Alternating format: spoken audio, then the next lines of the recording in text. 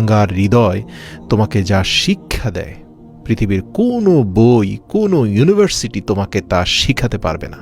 বর্তমানে মানুষ সত্যবাদীকে বলে বোকা আর মিথ্যাবাদীকে বলে বুদ্ধিমান।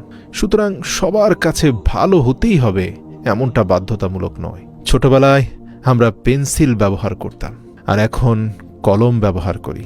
এ থেকে একটা বড় শিক্ষা কি জানো? কারণ ছোটবেলার ভুলগুলো সংশোধনযোগ্য ছিল রাবার দিয়ে, কিন্তু বড়বেলার ভুলগুলো চাইলেও সংশোধন করা যায় না। চরিত্রের পরীক্ষা তখনই হয় যখন অপরিচিত কারোর সংস্পর্শে আসা হয়। হিংসা তারাই করে যাদের নিজেদের কোনো যোগ্যতা নেই। সম্মান হলো আয়নার মতো, তুমি অন্যকে যত বেশি সম্মান দেবে তার থেকে অনেক বেশি সম্মান তুমি তাদের থেকে ফিরে পাবে। এ পৃথিবীতে সম্মান দিয়ে কেউ কোনোদিন ঠকেনি।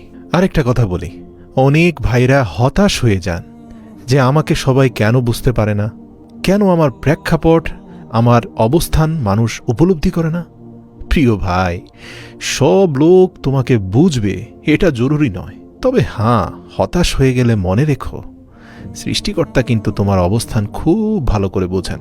দাড়িপাল্লা ওজন বলতে পারে, কিন্তু কোয়ালিটি নয়। মেয়েদের চোখে দুই রকমের অশ্রু থাকে, এক দুঃখের, অপরটা হচ্ছে ছলনার। মজার ব্যাপার, কোনো পুরুষের পক্ষে এ দুটোর পার্থক্য বোঝা সহজ নয়। উপরে ওঠার জন্য শক্তির প্রয়োজন, সেটা মাউন্ট এভারেস্ট হোক বা আপনার পেশায়। সুতরাং সফলতার জন্য অবশ্যই পরিশ্রম বাধ্যতামূলক। যারা আমার সমালোচনা করো তাদের উদ্দেশ্যে আমি বলতে চাই, আমার যদি কোনো ভুল হয় তাহলে সেটা অন্যের কাছে সমালোচনা না করে আমাকেই জানিও, কারণ সেটা ঠিক করতে আমি পারবো, অন্য কেউ নয়।